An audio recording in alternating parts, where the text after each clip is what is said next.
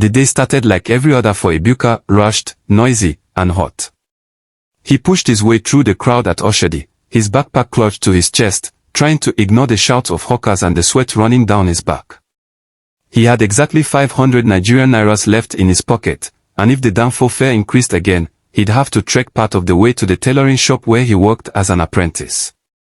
As he squeezed into the last available seat in the yellow Danfo, the conductor shouted Ojulegba. Ojulegba straight, without caring who was actually going there. Ibuka barely settled into the corner when he noticed something odd. A black nylon bag sat on the floor, wedged between two rusted seat legs. No one seemed to claim it.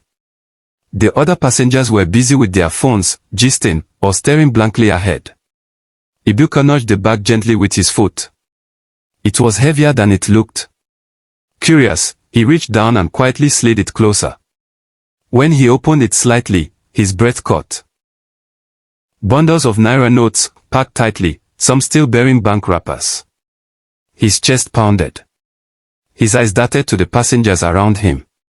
No one seemed to be watching. He closed the bag and sat up straight, his mind spinning. Could it be real? Whose money was this? Was it a mistake? When the Danfo stopped under the Ojulegba bridge, Ibuka made a decision that would change everything. He grabbed the bag and stepped off the bus. Pause, subscribe, like and comment for more stories like this. Ibuka didn't go to work that day. He walked into a quiet alley, sat behind a closed door, and opened the bag again, this time fully. Money. Neatly packed. Untouched. He counted one row. 20 bundles of 1,000 Nigerian nairas notes, each bundle was 500,000 Nigerian nairas. There were 5 rows. He whispered the total to himself. 25 million naira. His palms began to sweat. He zipped the bag shut again and glanced around. Nobody had followed him. At least, not yet. He tucked the bag under his shirt and carried it like folded clothes. People barely noticed. In Lagos, everyone minds their business until they don't. Back at his one-room May I Face You apartment in motion, he locked the door, drew the curtain, and sat on the floor with the bag in front of him. He hadn't eaten since morning, but his stomach didn't care. His mind raced. Should he report it to the police? What if they arrested him instead? Or worse, what if the money belonged to someone dangerous? He'd seen stories. Ritualists. Politicians. Cultists. Anyone could have left it behind. His phone buzzed, his boss wondering why he wasn't at the shop. He ignored it. That night, Ibuka barely slept. By the second day, hunger pushed him out of bed. He walked down to the buka across the street and bought a plate of rice and beans with the last of his cash. He sat alone, chewing slowly, his mind still with the bag hidden under his mattress. He didn't tell his roommate. Jide had traveled to Abeokuta the day before and wouldn't be back for 2 days. That bought Ibuka time. But not clarity. That night, he spread the bundles on the floor, the ceiling fan spinning slowly above. He stared at the money like it could speak. One voice in his head said, "Take it. This is your destiny. Use it to change your life." Another whispered, "What if they come for you? What if someone is watching already?" By morning, he made his first purchase, just 2,000 Nigerian nairas worth of foodstuff. He paid in cash. The woman at the kiosk smiled. He smiled too. For a moment, it felt like freedom. Ibuka hadn't always been this desperate. He used to dream of owning a fashion brand. Something global. Ibi Stitch, he had even scribbled the logo once in his school notebook.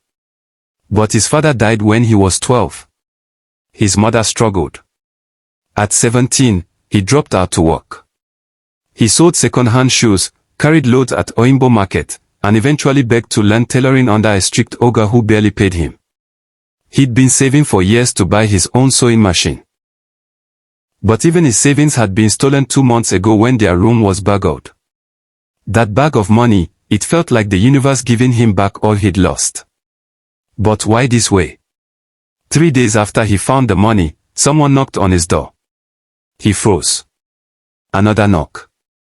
Firmer. Slower. He opened the door slowly. It was Chuka, his area guy, loosely connected to a group known for small hustles. Chuka walked in without asking. "You dey hide," he said, sniffing the air. Ibuka played dumb. "Wetin you mean?" "Word for street be say one guy pick serious money for Danfo. Dem say no motion side him enter drop." Ibuka's heart skipped. "I say make I warn you. That kind money no be blessing sometimes oh. You no know who get am. You dey mad if you think say dem no dey find am." He left a card on the table. "If he ever heavy you, call this guy. He dey move money. Clean am. Commission dey small." Chuka left without saying goodbye.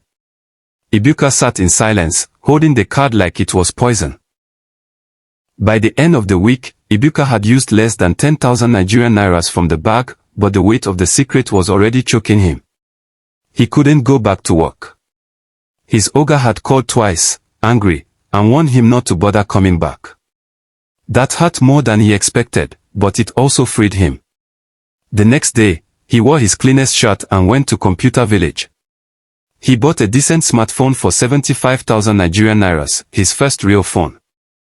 Then he stopped at a cyber cafe and created a new email, a new name, a new identity. Ibuka was gone. Now he was Ibi, and Ibi had a plan. He would leave Lagos. Start over in a new state. Clean, quiet, and rich. But Lagos wasn't done with him yet. That night, as he returned from the market, he noticed a black Toyota Prado parked on his street. Unusual for motion. Very unusual. He walked past quickly, heart racing. The next morning, it was still there. By afternoon, his neighbor Moman Kechi called him aside. "That big car, him dey ask for one Ibuka. Say he get lost package where him wan recover." Ibuka's face remained blank, but his heart had jumped into his throat. He packed his things quietly that night. He split the money into 3 different Ghana must go bags, called an old classmate in Ibadan, and lied that he was coming for tailoring work. He left Lagos before dawn. Ibadan felt slower. Quieter. Safer.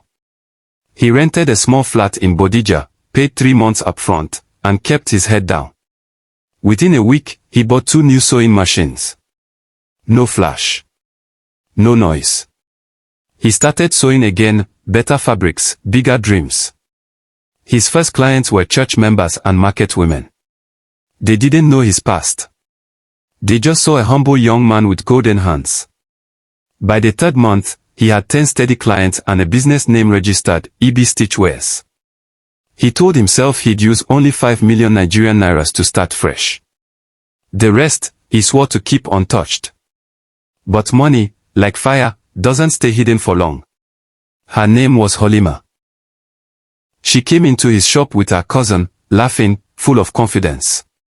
She chose the most expensive fabric, paid up front, and insisted she wanted her gown in 2 days. She returned early. Alone this time. "You're too quiet for someone who makes clothes this fine," she said, smiling. He smiled back. They started talking. Then texting. Then seeing each other.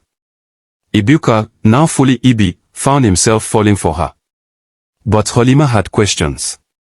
"How did you set up so fast?" she asked one day. "You're not even from here." He lied.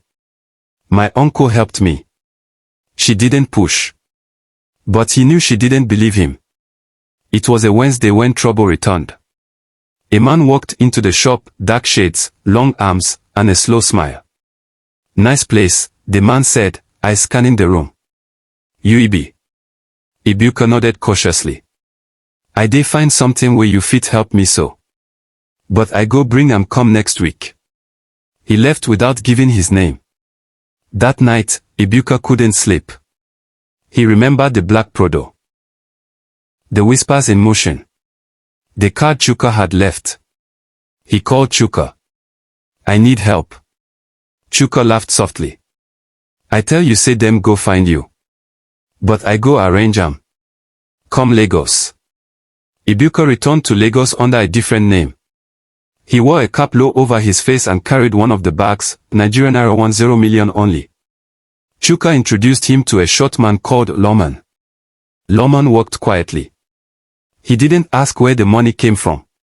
He gave Ibuka a fake business, fake receipts, and 2 bank accounts in different names. In exchange, Loman took 2 million Nigerian nairas. You dey play with fire, he warned. People will get this cane money no dey report police. Them dey find blood. Ibuka nodded silently. He was in too deep to turn back. It happened on a Sunday. Ibuka was back in Ibadan, sitting with Halima at a small suya spot. Her laughter made the world feel normal. His phone rang. A private number. He picked. A male voice. Come. Code. You think say you fit run? We know you. We know where you stay. We dey come. The call ended. Halima saw his face change. Who was that? Ibuka stood up, shaking. We have to go. That night, he couldn't sleep. The next morning, he went to the police station. He told them everything. But the truth doesn't always save you. At first, the police didn't believe him. Then they saw the money. They kept him in a cell for 2 days. Then transferred him to Lagos for investigation. News spread. Blogs twisted the story. Taylor caught with 25 million Nigerian nairas Danfo money. Some called him a hero. Others, a thief. Halima stopped replying his messages. His shop was vandalized. His landlord gave out his flat. Ibuka lost everything again, except his life. The police eventually returned 21 million Nigerian nairas to an unnamed businessman. The rest. They kept for evidence. He was released with a warning. No charges. No apology. Just silence. Ibuka didn't go back to Ibadan. He moved to Ilorin, quiet and alone. He got a small space beside a mechanic workshop and began sewing again. No brand. No drama. His first client was a widow who couldn't pay up front. He sewed for her anyway. Word spread. He didn't touch the remaining 2 million Nigerian nairas the police didn't recover. Instead, he started helping other young tailors, quietly. Teaching. Guiding. He told them hard work was slower, but it left no blood on your hands. His name became respected, not because of what he found, but because of what he chose. Years passed. Ibuka's story faded from blogs and street gossip. He built a new brand, honest, small, steady. He never became rich. But he became free. Sometimes, at night, he'd think about that Danfo. The bag. The moment he stepped off. He never wished it hadn't happened. But he never wished it again. One day, a boy walked into his shop and said, Oga, I won't learn this work. Ibuka smiled. Sit down, he said. Let me tell you a story first. And so he did. Because some stories aren't about money. They're about what you do when nobody is watching.